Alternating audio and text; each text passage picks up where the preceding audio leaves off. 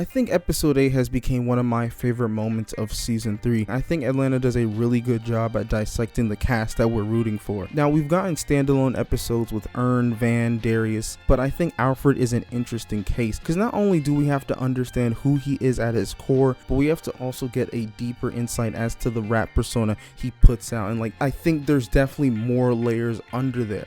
Obviously, yeah, he's a rapper, so he's expected to fill in this kind of mold, but it's is that really what Alfred wants to do? And I think with episodes 8 this time around, it does a really good job at unmasking Alfred at who he is, again, at his core. And so I think what we were seeing this episode was Alfred's feelings and worries and skepticism on full display, and maybe a hint of his own insecurities. The streets were saying Lorraine came in the manifestation of his subconscious. Now, to be fair, I think that's a little bit plausible, because with the whole conversation involving who owns his masters, he genuinely seemed unaware of what any of that was. But I think that was just merely a catalyst to talk about who has his best interests at heart, because she did later go on to ridicule him for having his family being involved and where his money is coming from, which in hindsight I thought were pretty valid remarks to be making, considering there was an entire season dedicated to being finessed, and in season 3 it's very clear Alfred's become a financial crutch to the rest of the characters, and that in itself is pretty loud, especially at the beginning of this episode where Darius was relying on fate to have Al pay for his stuff, which I thought to be a little bit out of character. I get it, these characters aren't going to remain the same, but of all people, I wasn't expecting Darius to be that. He helped Ern get a bag in season 1 with those dogs, but I guess Darius is just one of those characters that he just wants to relax, and so I guess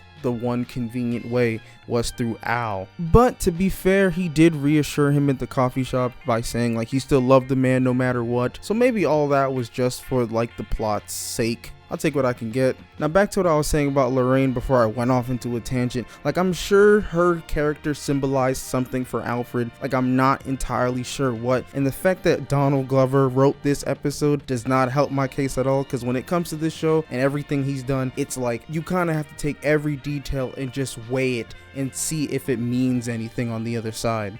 I'm still trying to wrap my head around the whole Lorraine sharing Alfred's mom's name. I'm sure that's intentional.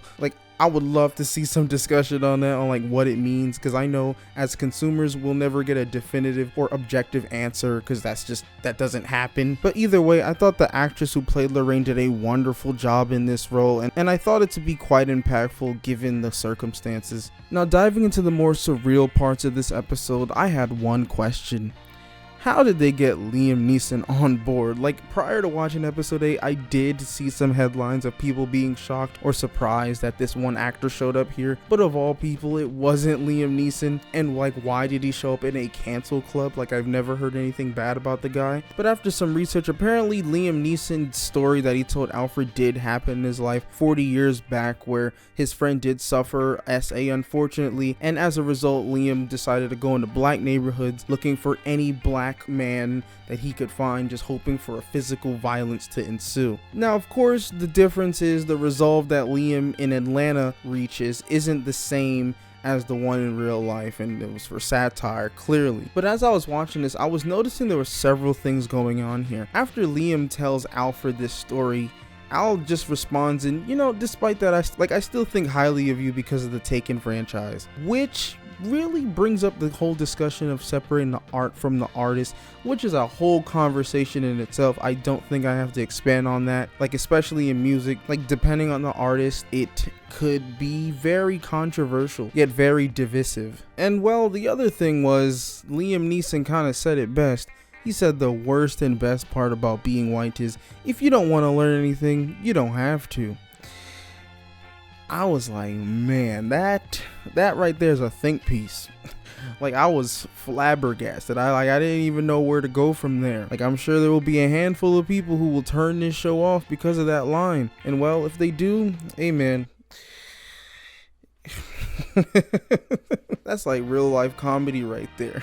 Man. And tying into the whole cancel culture stuff, I feel as though some people just have the privilege to remain ignorant so long as they wish, and that's enough for my TED Talk. But overall, I thought this was a great episode. I thought the ending was quite wholesome, actually. I thought Ern taking care of Al was really good, and I think it has been the only moment in this show that was very familial with the two. I'm positive there has been other moments in the past, but the ending of episode 8 really takes the cake for me. And it makes Ern quite the reliable manager. He wasn't dumb enough to make stupid deals or sign contracts without having Alfred's best interests at heart. And so I thought that was just really sweet, actually. So with all that being said, I thought this was a pretty great episode. It is my favorite to date. Looking forward to the next few episodes left and then season 4. Take care of yourself and please have yourself a good one.